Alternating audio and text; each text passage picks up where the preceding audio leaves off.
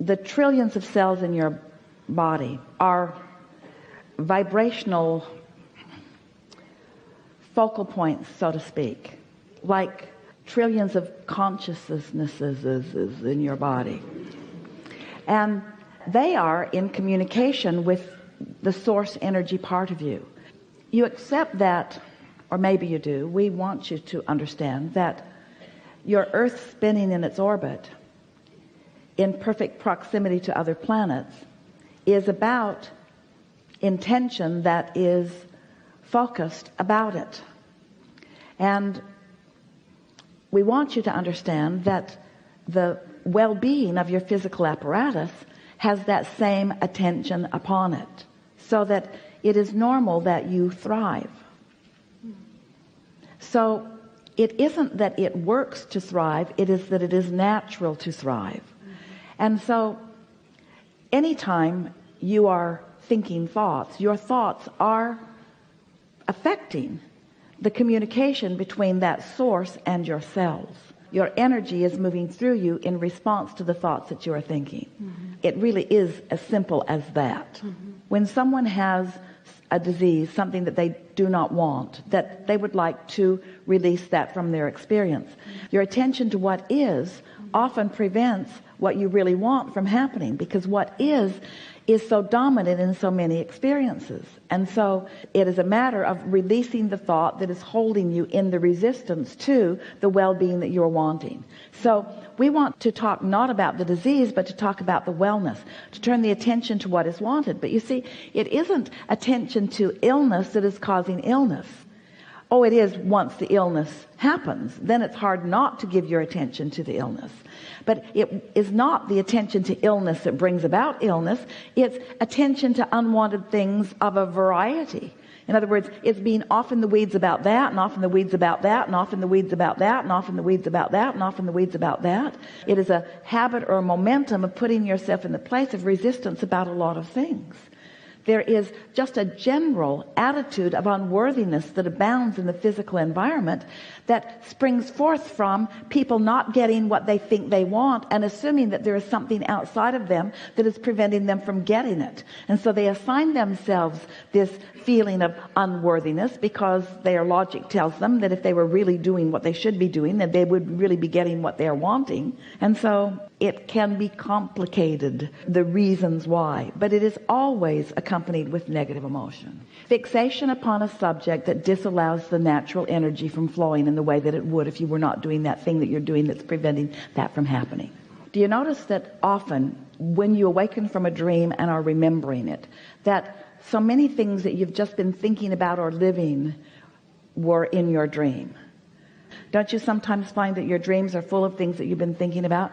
But what is really happening, your dreams are a creation. What you think about and what you feel and what manifests in your experience always match. And what you think about and what you feel and what manifests in your dream state always match. So it's logical that through the path of least resistance that it would happen in the way that it does, because those are the things that you've thought about the most. The path to wellness is not identifying and isolating disease. We know in the physical format it feels like it is, but that's part of that that we're talking about. What you're really wanting is alignment with this. The best way that we can explain this to you, and it may not be the technical understanding that you're reaching for here, but see the cork floating on the surface of the water. That's alignment. Now take hold of it and hold it under the water. That's resistance. But when you let go of it, it bobs right back up there again. And so just don't try so hard to manage the cork. Oh, cork. Oh, cork. You're under the water now, and I want to identify why that is. I don't know why you're choosing to be under the water like you are. Let's go under the water over here, and let's go under the water over here, and let's go under the water over here, and let's read a book while we're under the water over here, and let's go get some treatment over here while we're under the water. Oh, cork. But when you let go of it, oh, what are you doing back up there, cork? Come back down here. Come back down here where I can talk to you about the things that are bothering us. When we talk about getting out ahead of things, you can get out ahead of it even when you're in the midst of it. Your powerful now is the intersection or the junction where you and all that you desire meet that larger part of you who has already heard you and answered you and is living the solution that you're looking for. So your problem meets your solution now. Your question meets your answer now. It's all happening right now. Right now. It's all happening right now. The question is, what are you in the receiving mode of right now? It isn't easy to all of a sudden, after long momentum of being so physically focused, to accept yourself as a vibrational being. We know that. But that is the answer to all of the things that you are looking for. To accept your vibrational nature rather than your physical nature. Now certainly your physical nature is an extension of your vibrational nature. Your physical nature could not be if it were not for your vibrational basis. But if you could get your attention off of what has manifested and upon the vibration that is causing the next and the next and the next and the next. And when you have momentum that has gradually moved you along to wherever you are, sometimes it feels like that momentum is on a course that cannot be changed, but that is not true. You could be in an airplane and be gradually ascending to 35,000 feet, or you could be in a rocket ascending much more rapidly and much more specifically and much more directly. So your thoughts have more power and impact than most of you are giving them credit. And the reason is most of you are offering most of your thoughts in response to what you are observing. Do you feel the sort of nailing your foot to the floor about that? In other words, if thoughts are powerful and mostly what you're thinking about is what is, then you're sort of squandering your power by staying the same. Things are changing constantly, but they change to the same thing because you've got your attention upon the same things. So different faces in different places, but the same sort of thing happening over and over again. Where if you could accept that you can gradually change your thoughts. So we say, a belief is only a thought that you keep thinking. Well, where do you get your beliefs? You get your beliefs by observing what's going on. And then you get in a room and you argue with each other about your beliefs and you say, no, I'm right. No, I'm right. No, I'm right. And the reasons you are so passionate about the rightness of your belief is because your belief is proof of what you believe. The reality, what happens, proves what you believe. And we would say, what's that got to do with anything? There are all kinds of things that are true that you don't want to experience. Be more discriminating about which beliefs you focus upon, which beliefs you hold active in your experience, which beliefs continue to replicate themselves in your experience because the thoughts that you continue to think. And so all of you are touched by life, and life causes you to react, and your reaction is part of what perpetuates your belief. Law of attraction and momentum all take hold of that, but it does not have to be that way. You have the ability to focus otherwise. And so we can have a conversation about vibration and what it produces in terms of health or in terms of illness, or we can have a conceptual conversation about a cork that is floating, and you have to ask yourself which one feels the best when you're having the conversation. And most of you would say, well, the cork floating conversation actually felt better to me. It made sense to me, but it's much more general and not so specific to my experience. And we say the general things are usually better for your experience because the specifics that you are focused upon are usually the specifics of what is. How lovely would it be if you all could get to the specifics of what you desire instead of the specifics of what is? Ready? Hello, Abraham. The last time I heard you speak in Houston, you mentioned, and it almost seemed in passing, that we don't have to become deathly ill to croak. And I would like for you to elaborate on that if possible.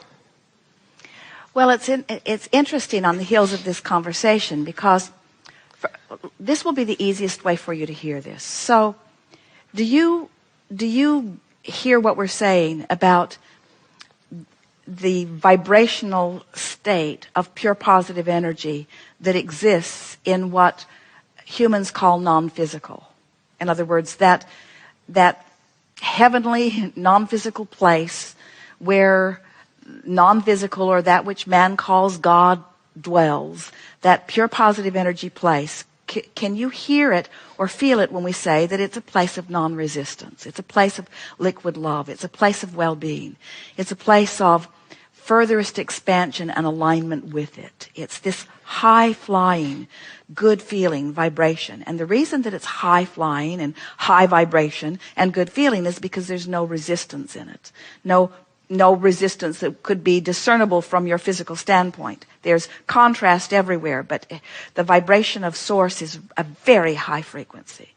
So as you start there with your understanding, and then you see people or anyone in their physical bodies exploring contrast.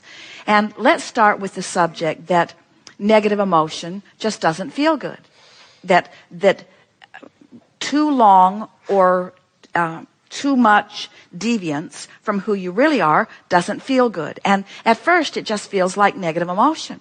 Well, we've been saying, if you've got negative emotion and you don't know what it means and you don't do something about coming into alignment, don't worry, it will get bigger. Because as you keep focusing where you're focusing, then you'll practice that vibration more. You'll keep launching rockets of desire, so you'll keep expanding. And so the vibrational variance between where you are and who you really are becomes greater and greater.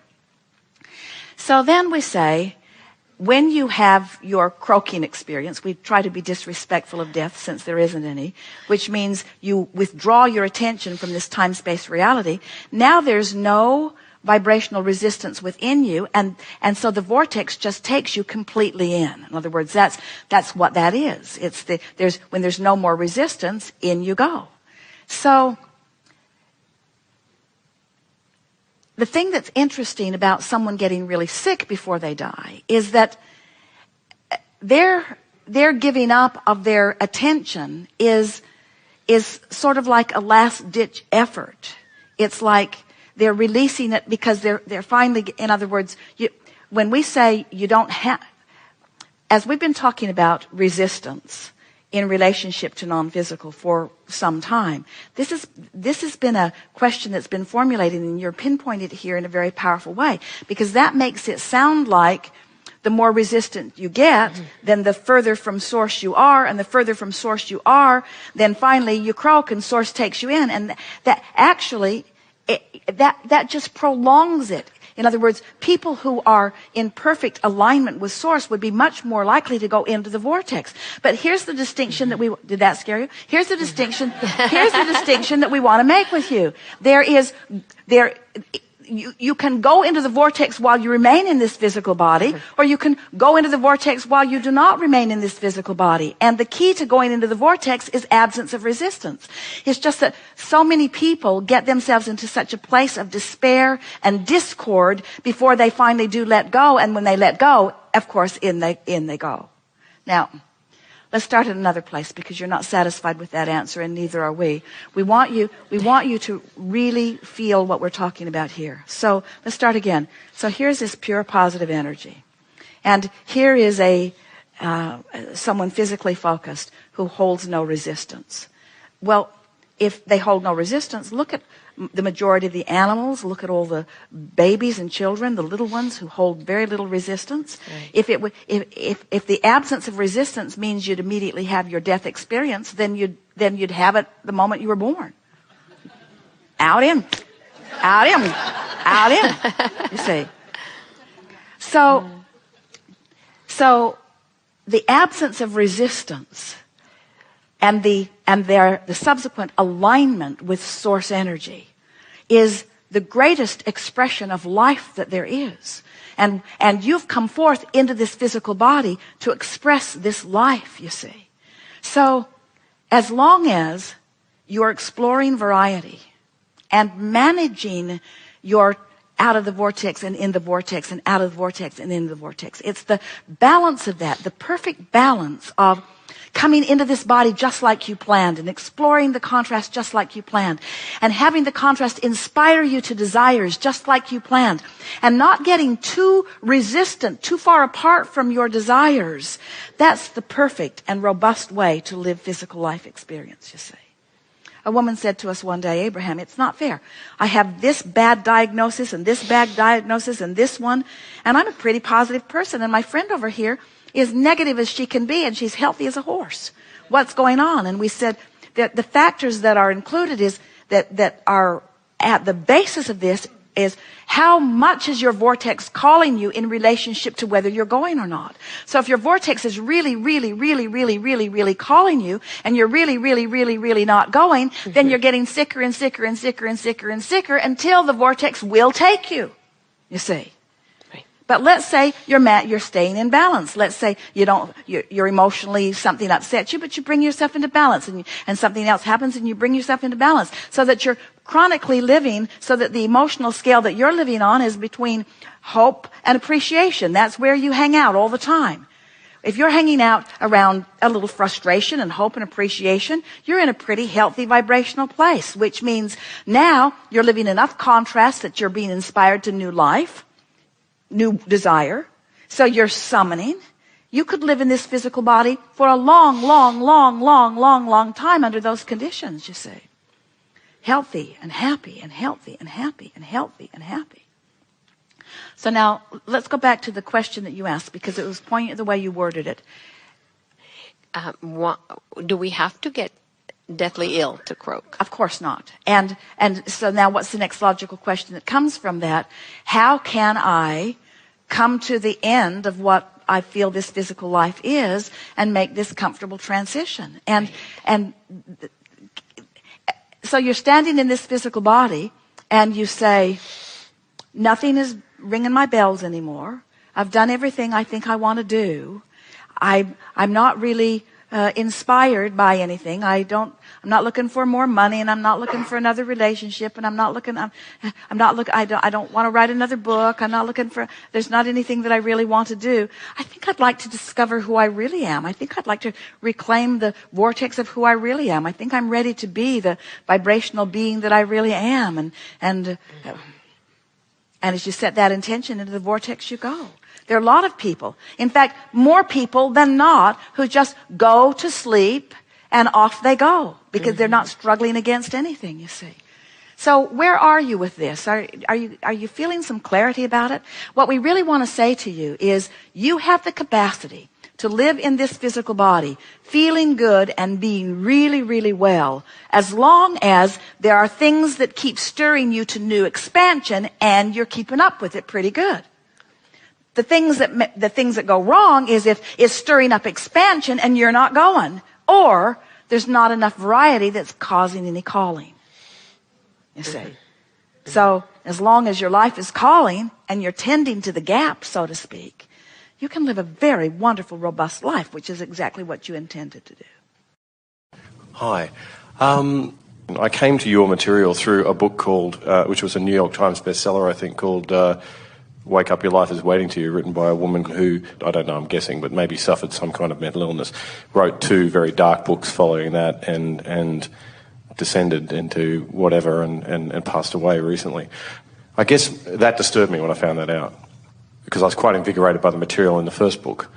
She was a student of Abraham. She had been on the Weekly Tape program for some time. Right. And her first book was a literal translation of things that she had heard at workshops. Okay. Right. And her subsequent book was a literal translation of something that she heard at some other workshop. Right. Yeah, it was pretty dark and bizarre.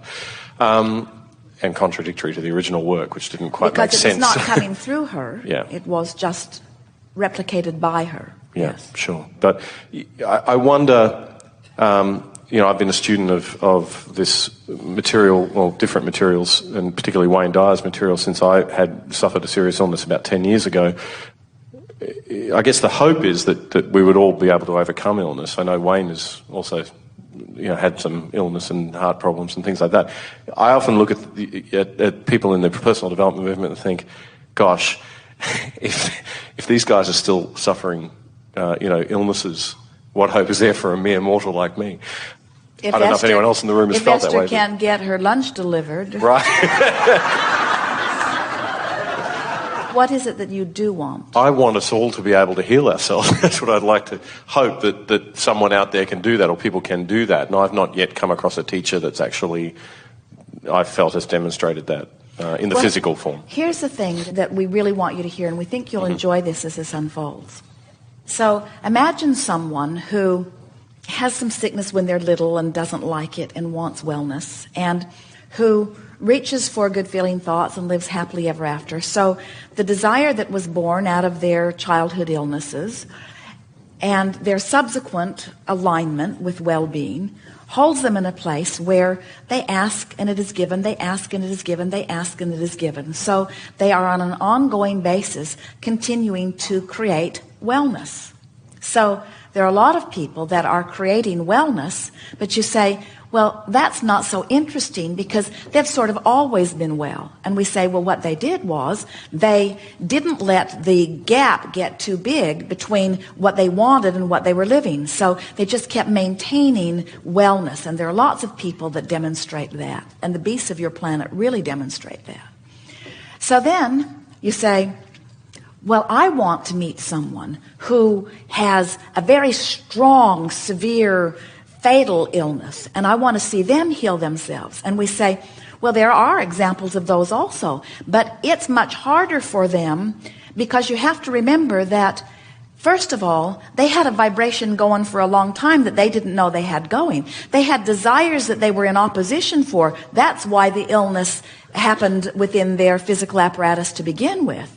So would you not agree that it is more difficult for someone to have moved all the way here to not feeling good on the emotional scale to then make their way back up the emotional scale than someone who just steadily was moving up the emotional scale? And we want you to just a little while say to yourself, there are all kinds of people who create wellness, but it's a lot easier to create wellness from a place of feeling pretty good than it is to create wellness from a place of fatal illness.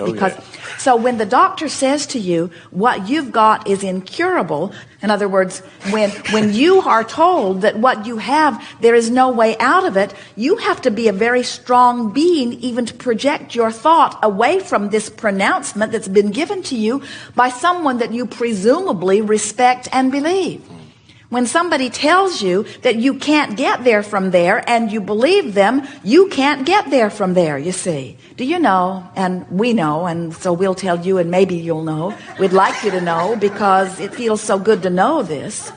There are people who develop illnesses every day that because it isn't diagnosed, get over whatever it is that's been bumming them out, get refocused, and come back into alignment. But you don't want to talk about those healings. You only want to talk about the ones where they were dying, and everyone agreed they were dying, and then somehow they miraculously moved themselves back up the emotional scale.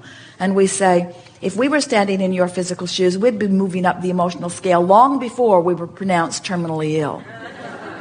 So what we notice as we look into the medical profession today, we see doctors and scientists literally scaring people to death with their pronouncements of diseases that are incurable when we know that there is not any disease that is incurable. You can get to where you want to be from wherever you are if you will point in the direction that you want to go and continue to move in that direction. But it is a rare one that does that. A person will begin moving in that direction and then take another test. And then move in that direction and then read in the paper that somebody that they know that had the same thing died. And then move in that direction and then be disheartened by someone who was a great guru who died of something. In other words, you find so many reasons to not continue to move in the direction of what you're wanting. Anyone can get from wherever they are to wherever they want to be if they will pay attention to their own guidance and constantly reach for the thought that gives them the feeling of relief and lets them know that they are moving in that direction. We don't want it to be a big deal. We want you to start forking while you're well. We want you to get a handle on your vibration while you're feeling good. We want you to understand that it's only about vibrational proximity to who you are, and that's all it's ever been. And the doctors are never going to find enough cures because they cannot, with their cure, which is addressing the result of your vibration, do anything about your vibration. You're the only one who can do something about your vibration, you see. We'd like to zap you all with worthiness, and if we could, you'd stop being sick. We'd like to zap you all with purpose and an understanding that you are valuable beings and that you are creators of your own experience and you've come here to ride the fabulous ride and wave of this time-space reality. There's not a reason in the world for any of you to be sick, but we watch the little ones come forth feeling so good about who they are, and almost every day of interacting with those who have forgotten how valuable they are, these little ones are little by little taught their own diminished value, you see. And when you've come to really know your value, and you're born into an environment that seems to foster your lack of attention to your value, that's what causes you to be sick. If you've got two vibrations going on, what I want and what I believe, law of attraction is amplifying both of them. So the stakes are getting higher and higher and higher. And so eventually, if you don't do something about closing the gap and becoming one with who you really are, what's going to happen is your symptoms of discord are going to become more evident. So first there is emotion, then there is sensation, and then there is the sensation that you would call pain, then there is the manifestation that you would call the lump growing or the car running over you or whatever. In other words, the manifestations keep coming to indicate to you where your vibration is. So back to the emotional scale.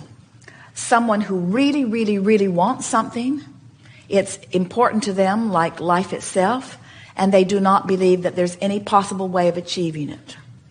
So their emotion is one of incredible despair. What diseases are a vibrational match to that? And so what we want you to realize is we don't want you to treat the disease. Oh, treat it if you need to. But we want you to treat the vibrational discord. And it isn't until you get to the vibrational discord that anyone will have a healing experience. Another thing that we remark upon often is that sometimes people who are powerful teachers want so much to impress upon the masses their value, and for good reason. They want the masses to benefit by their experience. So they'll create an illness so that they can climb out of the hole of illness, so that they can write a book about their recovery, because when you think about it, every audience loves someone's story of recovery, and almost no one wants to hear about some prissy little thing that's always been living happily ever after. Yeah. In other words, you really like adversity and then triumph, and you're not all that excited and don't buy very many books about triumph without adversity, you see. And that thing stuck in your craw causes a lot of people to create a lot of adversity for themselves, and then they get caught in the vibration of adversity and are not able to bring themselves out of it in time. But not to worry, when they croak, they go right back into pure positive energy. Well, that was the most complete answer we've ever given to the most complete question about same that we've ever heard. Yes. You feel satisfied? Oh, yes. Thank you. And thank you for the work you do. Thank you.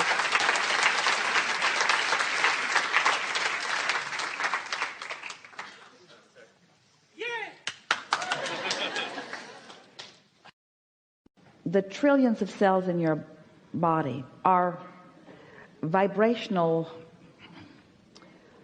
focal points, so to speak, like